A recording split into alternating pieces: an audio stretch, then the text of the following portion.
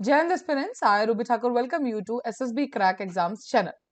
सो आज मैं आपसे बात करने आई हूँ एक टॉपिक के ऊपर एंड जिसके अंदर हम बात करेंगे अभी रिसेंटली यूनेस्को जो एक मेंटेन करती है world Asia Pacific regional register, उसके अंदर रिकॉग्नाइजेशन मिला है हमारे तीन टेक्स्ट को, रामचरितमानस, पंचतंत्र। तो चलिए जानेंगे पूरी वीडियो लेक्चर में कि कौन से हैं वो टेक्स्ट और ऐसी कौन सी विशेषता है कि जो इन टेक्स्ट को पर्टिकुलरली वर्ल्ड वाइड उसमें इंक्लूड किया गया है। सो रामचरितमानस, पंचतंत्र और शरदया लोका लोकाना, ये तीन टेक्स्ट है जिनको फाइनली इंक्लूड कर दिया गया है in the world Asia Pacific regional register, और इस रजिस्टर को जो मेंटेन करते हैं दैट इज आर यूनेस्को।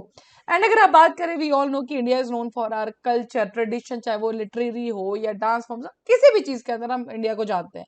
सो ये हमारा लिटरेचर आज भी इंक्लूड किया जाता है डन, एंड उसी के ऊपर ये तीन नाम आप आज जान चुके हैं। सो रामचरितमानस, पंचतंत्र, शारदीय लोका लोकाना, ऑफ कोर्स ये बहुत पुराने काम है एंड मानना ये है कि इन्होंने जितने इंडिया के लोगों को एक प्रभावित किया है उतना ही इन्होंने वर्ल्ड वाइड जितने भी हमारे ये टेक्स्ट है उनको वर्ल्ड वाइड इनको उतना रिकॉग्निशन मिला है, लोगों ने इसको पढ़ा है, पसंद किया है एंड एक चेंज हमें देखने को मिला है। So these are literary work have transcended time and place, leaving an inedible mark on the readers and artists both the within and the outside India. Inclusion of these three works on the register, और बात करें कि इसके लिए कैसे include किया है, तो यहाँ पे हम एफर्ट की बात कर सकते हैं by the Indira Gandhi national centre for the art, जो ये सारी चीजें मेंटेन करता है, जितने भी हमारी लिटरेचर जो हिस्टोरिकल जितनी चीजें वो सब यहाँ पे देखी जाती, तो ये उन्हीं के ही एफर्ट के द्वारा इस पर्टिकुलर तीन टेक्स्ट को अब इंक्लूड कर दिया गया। सो IGNS plays a vital role in the securing the historic moment during the जब 10th meeting of the memory of the world, MOWCAP इसका शॉर्ट फॉर्म है। इसके बारे में भी हम जानेंगे क्या इंस्टीट्यूशन है ये। सो उनकी 10 मीटिंग चल रही थी इन द उलान बाटर, जो आप जानते हैं the capital of Mongolia. Done.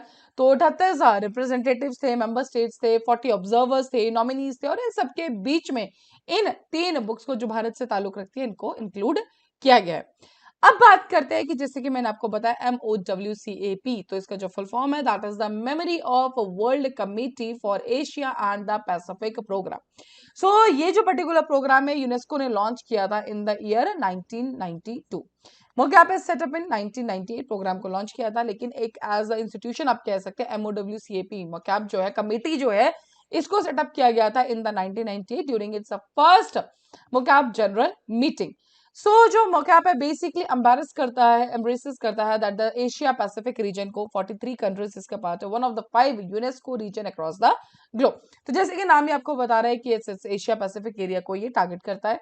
सो मोकैप maintains an Asia Pacific regional register of the most documentary heritage, जितनी भी हमारी हेरिटेज है, जो हम कह सकते हैं जो हमारी धरोहर है, ऐसी जो टेक्स्ट है, डॉक्यूमेंट्रीज है, इनको ये रिकॉग्नाइज करता है पर्टिकुलरली एशिया और पैसिफिक रीजन के बीच से अगर हम बात करें। सो दे अप्रूव जो मोकैप है एज अथॉरिटी, जैसे कि मैंने आपको बताया एज इंस्टीट्यूशन एस्टेब्लिश हुई थी 1998 में। सो ये अप्रूव करते हैं इन इंस्क्रिप्शंस को।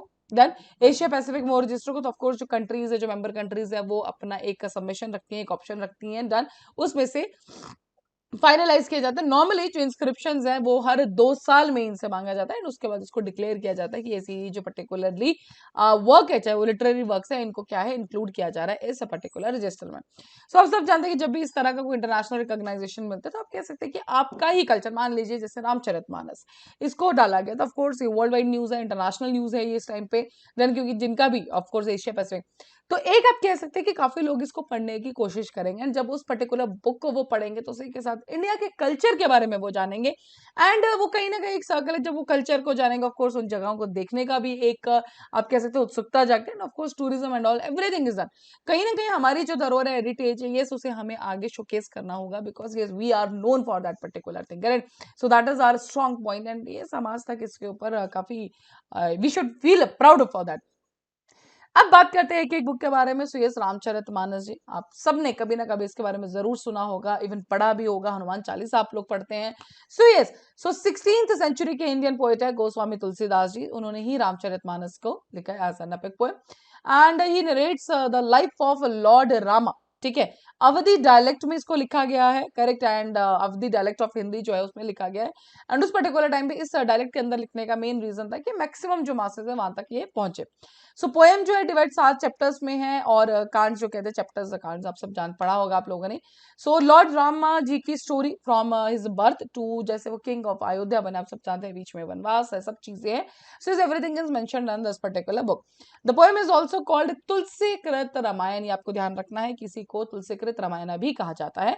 And Hanuman Chalisa which is a combination of 40 versus from the same epic. So yes, Hanuman Chalisa आप सबने सुनी होगी, जरूर कभी ना कभी पढ़ी होगी। सो that is also part of the Ramcharitmanas.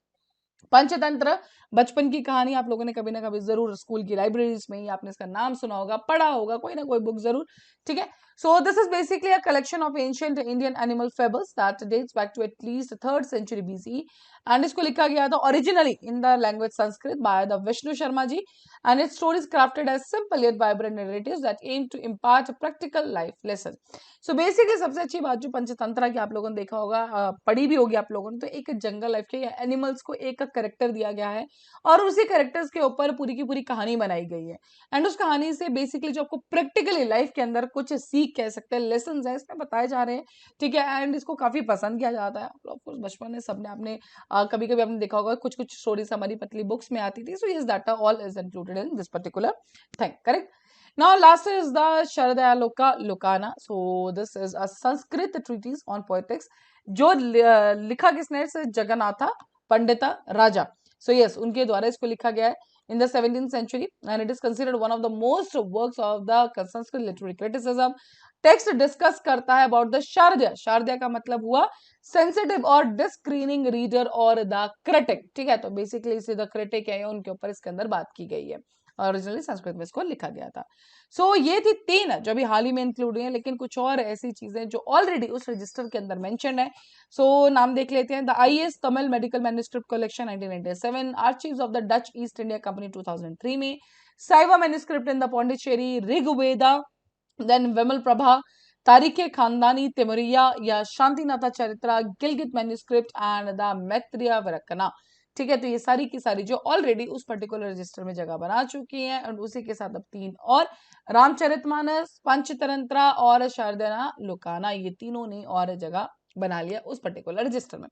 And देखा जाए तो yes, this is a very big achievement for India, because कहीं ना कहीं हमारी कल्चरल लेगेसी को आगे बढ़ा रहा है। डन, बिकॉज ऑफ कोर्स बाकी कंट्रीज ने भी जिसका कंक्लूजन देखा होगा, वहां से भी कुछ लोग जो उनको पढ़ने का शौक है, जो जानने का शौक जो रखते हैं, ऑफ कोर्स वो इनको पढ़ेंगे, एंड उसके बाद ऑफ कोर्स आपके कल्चर को जाना जाता है, आपके बेस को जाना जाता है, आपकी नींव को जाना जाता है, करेक्ट। एंड इस पर्टिकुलर टाइम पे आप सब जानते हैं, वैसे भी we just want to showcase कि yes what type of culture do we have, and we are really, because हमेशा से भारत को वैसे भी अपने कल्चर के लिए, डाइवर्सिटी के लिए, यूनिटी, इन सब चीजों के लिए जाना गया है, correct. So yes, this is the एक होता है ना नॉर्मली ऑफिशियल, उसमें भी आप इसको शोकेस कर सकते हैं। तो yes, that was all about this particular thing, and yes, you, me, everyone should be proud of all these things, correct. So that is all for this particular update. अभी आपके स्क्रीन पे SSB interview का course हर महीने हमारा batch बैठता है, आप इसको ज्वाइन कर सकते हैं। साथ ही we are having the courses for NDA CDS AFCAT, you can enroll in this particular courses, and जब भी आप एनरोल करें उस टाइम पे डिस्काउंट कोड वॉरियर 10 बिल्कुल भी लगाना ना भूलें। जैसे ही आप इस कोड को लगाएंगे, you'll be getting the 10% off on that particular course. So that's all for the day. Thank you so much for watching. जय हिंद, जय भारत। अगर आप एक डिफेंस एस्पिरेंट हैं और एसएसबी इंटरव्यू, एनडीए, सीडीएस, एफकेट जैसे एग्जाम्स के लिए प्रिपेयर कर रहे हैं, तो आप एसएसबी क्रैक एग्जाम्स के कोर्स को चेक करना ना भूलें। आप हमारी लर्निंग एप्लीकेशन को गूगल प्ले स्टोर से भी डाउनलोड कर सकते हैं।